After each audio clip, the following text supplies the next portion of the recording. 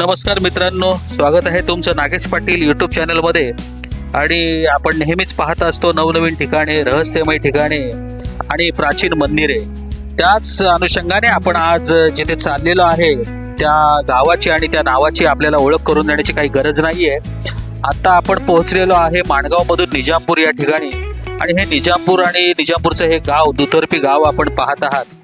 कशा पद्धतीने अतिशय सुंदर गाव इथे वसलेलं आहे. दुतर्फा जाताना आपल्याला विक्रमची रांगा दिसतात, डबडबच्या रांगा दिसतात, बाजूला वडापावची दुकाने, अतिशय सुंदर असा रस्ता आणि झाडे आणि त्या झाडाच्या सावलीमधून चालणाऱ्या गाड्या अतिशय मन वेधून घेतात. आणि त्याच्याच निजामपूरच्या पुढच्या रस्त्याने आपण उंबर्डी या गावातील डांबरी रस्त्याच्या लगत असलेलं निजामपूर येथील आपल्याला जे ठिकाण बघायचे आहे त्याच्यामध्ये आले रगतबाव ही विहीर आली, ती देखील अगदी जुन्या काळातील आहे. आणि आपल्याला एक हेमाडपंथी मंदिर जे उंबर्डी गावात आहे ते पाहावायचे आहे. आपण निजामपूरच्या पुढे आल्यानंतर कडापे या गावाकडे उजव्या हाताला वळण घ्यावे लागते. आता आपण पाहणार आहोत ही जी समोरची आपल्या गाडी वळली त्या ठिकाणी उजव्या साईडला आपल्याला कडाप्याला जायला एक कडापेचं सुंदर देवीचं दर्शन घेऊन आपण पुढच्या मार्गस्थ होणार आहोत. हा रस्ता देखील अतिशय जंगल आणि अरण्यातनं गेलेला रस्ता आहे. दुतर्फी झाडे आहेत. आपण आता पोहोचलोय ते ह्या रगतबाव विहिरीजवळ. तुम्ही बघितलं सुरुवातीलाच तिथं लिहिलं होतं की ह्या विहिरीमध्ये ही कशी दृष्टीने अतिशय महत्वाची ही विहीर आहे. आणि हिचं साधारणतः 11व्या ते 13व्या शतकात यादवकालीन ही विहीर मानली जाते. हिची बांधकाम पूर्णपणे हेमाडपंथी शैलीमध्ये झालेलं आहे. ही प्रगत अभियांत्रिकेचे हे प्रगत उदाहरण आहे. दगडा एकमेकांपासून गुंफून लॉकिंग सिस्टम ज्याला म्हणतो विना सिमेंट किंवा चुन्याचे बांधकाम केले जाते. ह्या विहिरीचा इतिहास आणि कथा अशी म्हटली जाते, रगत म्हणजे रक्त आणि भाव म्हणजे बाव म्हणजेच पायऱ्यांची विहीर. अशी ही विहीर अतिशय सुंदर आणि मन वेधून घेते. जास्त वेळ आम्हाला तिथे काढता आला नाही आणि आम्हाला तिथून आमच्या पुढच्या मार्गाला जावे लागले. इथून निघताना पुढे शिरवली, कडाप्याच्या पुढे शिरवली गाव लागते. आणि तुम्ही बघताय रस्त्याच्या दुतर्फा कशा प्रकारे रांगोळ्या काढलेल्या आहेत लोकांनी. कारण आपण प्रत्येक वेळी ज्यावेळेस गावोगावमध्ये ज्यावेळेस जातो तिथल्या विविध परंपरा असतात, ठिकाणे असतात. आता आपण ह्या कडाप्यातल्या देवीच्या मंदिराजवळ आपण आलेले आहोत. आणि ह्या देवीचं दर्शन घेतल्याशिवाय मात्र कुठलाही यात्रेकरू किंवा कुठलाही पाहुणा, कुठलाही व्यक्ती पुढे जाणारच नाही. कारण ही देवीचं जे मंदिर आहे ते अतिशय पुरातन आहे. आणि जसं आपण म्हणतो की दैवी शक्ती एक आपली मानली जाते, तशी ही देवी आपल्या भक्तांच्या हाकेला धावून येणारी अशी ही देवी आहे. आणि मला पार्थने खूपच आग्रह केला की बाबा आपण ह्या देवीचे दर्शन घेतल्याशिवाय मात्र पुढे जायचं नाही. आणि खरोखरच मी माझा भाचा आणि पार्थ, भाच्याने मात्र त्याची गाडी घेतली होती आणि पार्थ आणि मी आमच्या बाईकवर अशा 2 बाईक घेऊन आम्ही मार्गस्थ झालो होतो. आणि ह्या देवीचं तुम्ही बघताय दर्शन कशा प्रकारे.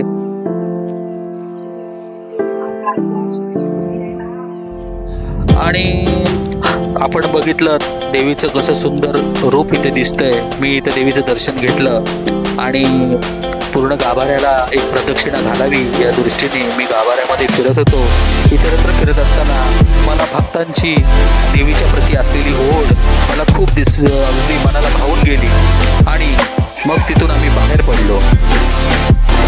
माझ्या भाच्याची ही बाईक असल्यामुळे तो ही बाईक घेऊन अतिशय मोफत आणि अगदी 10 रुपयामध्ये जवळजवळ 100 किलोमीटरचा प्रवास तो नेहमी करत असतो.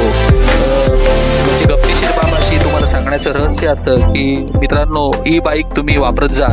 कारण आता जे युद्ध सुरू आहे त्यामुळे वाढणारे इंधनाचे भाव असतील, CNGचे भाव असतील, यामुळे नक्कीच आपल्याला ही जी बाईक आहे ती आपल्याला उपयोगी पडणार आहे.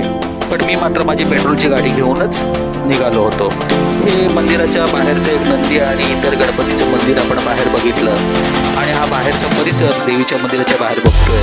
बाहेर आपल्याला काही पुरातन काळातले शिल्प आढळून येतात, जिथे पार्किंगचा असा बोर्ड असा लावलेला आहे. हे सर्व पाहून झाल्यानंतर आम्ही उंबर्डी गावाकडे मार्गस्थ झालो. कडापे सोडल्यानंतर आपल्याला हा उंबर्डीचा रस्ता लागतो. दुतर्फा तुम्ही जर तसं बघितलं तर डोंगर फोडून हा रस्ता तयार केलेला आढळतो. रस्त्यामधून गावातील शेळ्या, मेंढ्या अशा पालन मोठ्या प्रमाणावर होत असल्याने इथून देखील मोठ्या प्रमाणात लोकांचा वावर ह्या जंगलांमधून देखील दिसतो.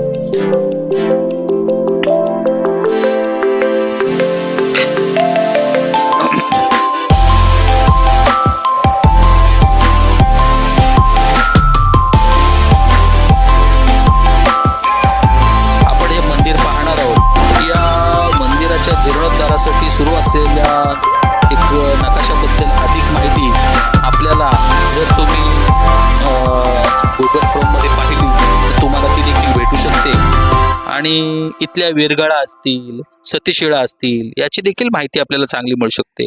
आता आपण उंबरठी या गावामध्ये एंट्री केलेली आहे, म्हणजे आपण प्रवेश केलेला आहे. कारण सुरुवातीलाच जिथे गाव आपल्याला मध्ये लागते आणि पुढे गेल्यानंतर आपण जवळजवळ आता उंबरठी गावात प्रवेश केलेला आहे. हा हा जो रस्ता होता तो यापूर्वी हा रस्ता तयार नव्हता, मात्र आता हा रस्ता करण्याचं काम इथल्या स्थानिक प्रतिनिधींनी हाती घेतलेलं आहे. तुम्ही पाहताय रस्ता देखील अतिशय छान आहे. मी ऐकलेले त्याप्रमाणे मात्र 1 किलोमीटर पूर्वी चालत जावं लागत होतं, आता मात्र डायरेक्ट 4 व्हीलर तिथपर्यंत अगदी मंदिराच्या जवळ जाऊन उभी राहते. बहुतेक जणांना ही माहितीही नसेल, परंतु म्हणून खास करून मी हा व्हिडिओ बनवलेला आहे. आपण समोरचे हे शिल्प बघतो आणि मित्रांनो तुमचे खरोखरच मनपूर्वक मी स्वागत करतोय. हा मागे माझ्या जे दिसतंय ते हेमाडपंथी मंदिर आणि तुम्हाला मी सर्व काही येथील माहिती सांगणार आहे. तुम्हाला याच्यामध्ये असलेल्या वीरगळा, बाहेर असलेल्या वीरगळा, संपूर्ण सगळीच्या सगळी माहिती मी तुम्हाला अप टू डेट देणार आहे. आणि मित्रांनो तुम्ही माझ्या सोबत राहा, तुम्हाला मी ही सर्व माहिती अतिशय शास्त्रशुद्ध पद्धतीने सांगणार आहे. धन्यवाद. आता आपण मंदिराच्या दिशेने चाललेले आहोत. मंदिराच्या बाहेर काही सरकारी बोर्ड्स इथे लावलेले आपल्याला आढळतात. आतमध्ये जातानाच एक सुंदर असे आपल्याला शिवलिंगाचे दर्शन होते. तुम्ही पाहताय हे मंदिर आहे. बाहेरून बघितल्यानंतर आपल्याला असे वाटेल की ते दगड रचलेले आहेत असे आपल्याला जाणवते. याची जी स्थापना आहे 11व्या शतकातील आहे आणि या मंदिराच्या बांधकामाचा अचूक पुरावा जरी नसला तरी हे हेमाडपंथी स्थापत्य शैलीवरून आपल्याला हे मंदिर 11व्या शतकातील आहे किंवा त्यापूर्वीचे देखील असेल असा अंदाज वर्तवला जातो. ह्या ज्या आपल्याला वीरगळी दिसत आहेत अशा मोठ्या प्रमाणावर इथे वीरगळी आढळून येतात. हे मंदिर सुमारे 1000 वर्ष जुने असून यादव काळात किंवा शिलाहार राजवटीत बांधले गेले असावे असे मानले जाते. स्थानिक मान्यतेनुसार हे मंदिर एकेकाळी वैभवशाली होते, परंतु नंतरच्या काळात कदाचित मुघल आक्रमणांमुळे त्याचे मोठ्या प्रमाणावर नुकसान झालेले आहे. तुम्ही बघताय की आजूबाजूला छोटे छोटे दगड म्हणजे कोरीव कामं केलेली दगड असे तुटून पडलेले आहेत. ते ह्या मुघल आक्रमणांमुळेच केवळ झालेले असावेत असं एक आपल्याला संदर्भ इथे लावता येईल. तुम्ही बघताय मी पायात चप्पल घातलेली नाही आणि दुपारचे 12 ते 1चा दरम्यानचा हा टायमिंग आहे. जसं जवळ पाय तव्यावर ठेवल्यावर भाजावा त्याप्रमाणे आमचे पाय भाजत होते, मात्र तिघांनीही आम्ही पायातील चपला किंवा शूज काढूनच आम्ही मंदिरात प्रवेश केला, कारण तेवढं पावित्र्य राखणं हे आपलं आद्य कर्तव्य आहे असं मला माझ्या भाच्याने म्हणजे कुंजनने आणि माझ्या मुलाने पार्थने सांगितले. आणि खरोखरच ती गोष्ट मनाला भावून जाणारी होती, कारण ज्यावेळेस आम्ही मंदिराच्या दिशेने आतमध्ये आता जातोय तर मनाला कुठेतरी असं जाणवत होतं की फार कुठेतरी आपण एखाद्या रियालिटी म्हणजे खऱ्या कुठल्या तरी स्वर्गामध्ये आपण चाललेले आहोत की काय असं तिथे एक आपल्याला अनुभव येते. सुरुवातीलाच नंदी आहे, काही अगदी सुरुवातीला गणपतीची सुंदर गणपतीची मूर्ती आहे, दगडात कोरलेली आहे. यांची वैशिष्ट्य जर सांगायची झाली तर ही हेमाडपंथी शैली हे म्हणजे मंदिर काळ्या पाषाणात म्हणजे बॅसाल्ट आणि कोरड्या दगडी बांधकामाच्या ड्राय मॅन्सरी तंत्राचा वापर करून बांधले गेलेले आहे. मंदिराची रचना पहा. मंदिराचे गर्भगृह आणि शिखर आजही काही प्रमाणात उभे आहेत, परंतु सभामंडप आणि बाहेरील भिंती कोसळलेल्या अवस्थेत आहेत. मंदिराचा पाया साधारणपणे 19 मीटर बाय 19 मीटर आकाराचा आहे. मूर्ती आणि नक्षीकाम. मंदिराच्या पायावर आणि परिसरात 2 नंदी, गणपतीची मूर्त आणि एक भग्न शिवलिंग पाहायला मिळते. आता हा पाहायला गेलं तर विशेष ऐतिहासिक ठेवा, विरगळ, सतीशिळा ह्या सर्वच इथं आहेत. मी देखील इथे ह्या शिवलिंगाचे दर्शन घेतले, खूप मन प्रसन्न झाले आणि खरोखर मन भारावून टाकणारे हा क्षण होता. इथे आम्ही दर्शन घेतल्यानंतर माझ्या मुलाने देखील इथे दर्शन घेतले आणि आम्ही इथून ज्यावेळेस मंदिर गर्भगृहातून आम्ही बाहेर जाण्यासाठी बघितलं त्यावेळेस एक नजर एक वर फिरवली. अतिशय एखाद्या हिऱ्या माणकाप्रमाणे ते चमकत होता वरचा जो गाभारा आहे तो. आणि आम्ही बाहेर आलो. बाहेर आल्यानंतर ह्या तुटलेल्या नक्षीकाम केलेल्या काही दगडीचे तुकडे अवशेष आम्हाला आढळले आणि मागाशीच सांगितल्याप्रमाणे हे मुघल अतिक्रमणामध्ये हे झालेलं नुकसान आहे. येथील विरगळ म्हणजे हिरो स्टोन्स त्याला आपण म्हणतो, या परिसरात सुमारे 42 विरगळ आहेत जे त्या काळातील शूरवीरांच्या बलिदानाची साक्ष देतात. तुम्ही इथे सतीशिळा देखील पाहावयास मिळतात. येथे 10 सतीशिळा आणि एक गद्यगाळ देखील पाहायला मिळतो, जो या ठिकाणचा सामाजिक आणि ऐतिहासिक इतिहास स्पष्ट सांगतो.